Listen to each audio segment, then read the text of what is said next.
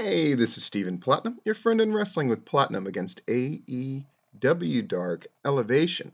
This is episode 42, I believe. Oh gosh, I should have looked beforehand. That's my fault. It did take place yesterday, which is December 27th, 2021. And it's frankly the best one we've seen in quite some time, even though the vast majority of the matches were squishy squash matches. But we got to see some different people in there, and the squash matches were much more competitive than they often are. I know that sounds crazy, but I'll get into the grading system as we move along, and you will see for yourself. There were 8 matches. The first match featured an incarnation of the Dark Order, who is undefeated at 5-0. Um, this version of the Dark Order, Alex Reynolds, John Silver, and Preston Vance. By the way, it seems clear that eventually AEW will move to 6-person titles, and as it stands now, they certainly have the roster to do it. That 6-person team is facing off against Brandon Scott, making his first appearance, Fodder making his first appearance, and J.R. Miller also making his first appearance. How do J.R. Miller, Fodder, and Brandon Scott do? They do a good job. When you're in there with the Dark Order, there's a lot to remember. It's very move to a move to a move. This one is no exception. They did the one point, just to illustrate this fact, the Dark Order hit them with a step up enziguri, into a rolling elbow, into a stunner, into a German suplex, a blue thunder bomb combination. And then they give Miller, poor Miller, the crucifix drop to pick up the victory. So there it is. Um, 3 check marks. Why?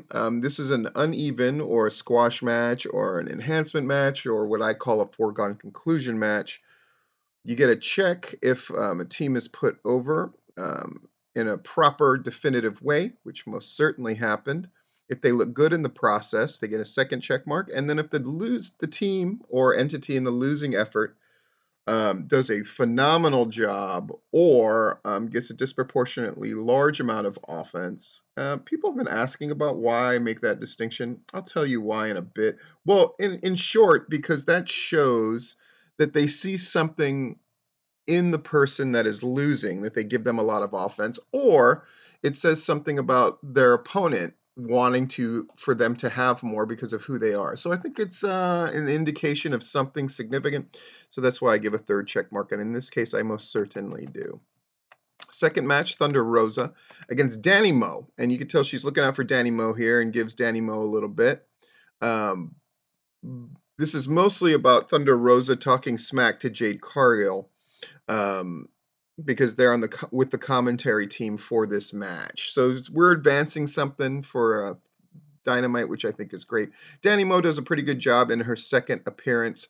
At the end of the day, though, this is about Thunder Rosa winning. And when Thunder Rosa wrestles someone she likes, she beats them with a Fire Thunder driver. If it's somebody she doesn't really have a connection to, she beats them with a submission. Here, doing the Fire Thunder driver to put across it, that's how she would probably beat Jade Cargill if that was to happen, I think is very smart. And then Mark Sterling prevents Cargill from getting into a brawl with Rosa afterwards. I like those little touches, 3 check marks.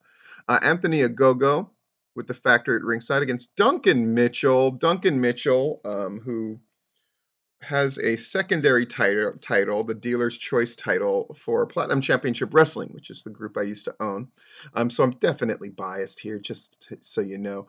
I think Ogogo using the Tower of London as a finisher instead of just a punch to the gut looks much better. Ogogo looks very good here, and Duncan Mitchell does a good job of just getting destroyed. As crazy as that sounds, 3 check marks. Great job, Duncan Mitchell. Proud of you, guy. Really great to see. In fact, maybe our enhancement talent of the week. Let's see. Fourth match, Santana and Ortiz, one of my absolute favorites, against Movie Mike, making his first appearance, and Alexander Moss. We're getting a lot of first-timers here, which I think is really cool. Kudos to the people who made this happen, including Sean Dean, who is a touch point, a point person for a lot of these guys getting booked. They're doing a great job of really creating goodwill in the wrestling world, and a lot of that is using a lot of new people. In addition to some people that they obviously see something in and they're going to use on the regular. I think that's fine as well, of course, but it's really great to see brand new people. Alexander Moss and Movie Mike do a good job here because Santana and Ortiz, you're going to get bumped and you're going to get bumped hard.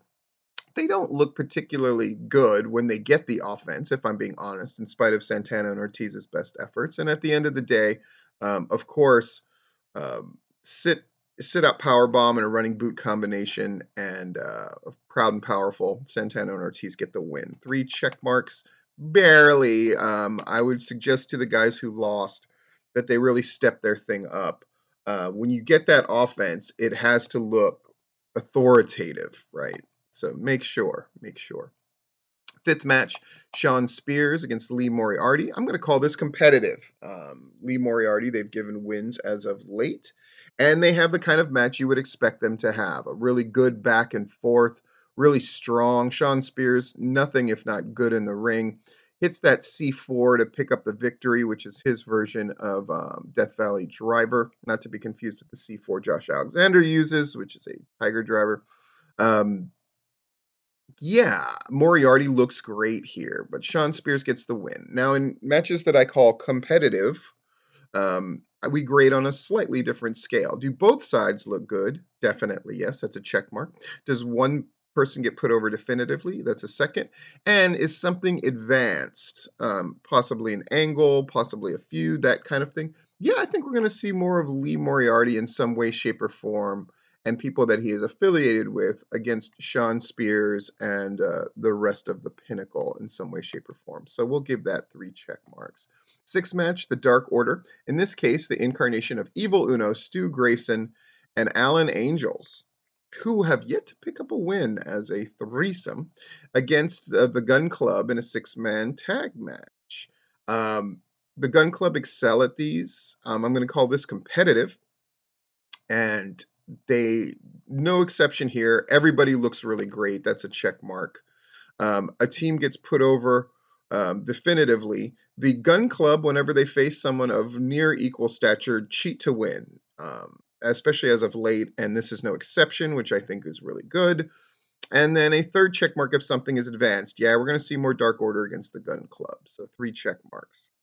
Seventh match, Anna Jay and Tay Conti, who are clearly establishing as a team against Emi Sakura and Diamante. I'm going to call this competitive as well. Both sides look really good, especially Anna Jay, who is allowed to shine a little bit here. Goes for her finisher on more than one occasion, and it gets denied by Emi Sakura, so they're putting over the importance of that. At the end of the day, Anna Jay counters a finisher and then makes Diamante tap out to her choke. So this is really about making Anna Jay look good, which both sides definitely did. Both sides looked good here. Anna Jay and Tay Conti looked definitively strong. Was something advanced? Yeah, we're going to see more matches between all of these people in combination. They tend to do that on Dark Elevation and Dark a great deal, using the women that they have on their roster, which is ever expanding in multi-person matches. Though I like this team of Anna Jay and Tay Conti. Really strong stuff. And then finally, an 8th match, Darius Lockhart, great to see him, against Matt Hardy. Now, this is an uneven contest. Nobody in their right mind thinks Darius Lockhart is going to win.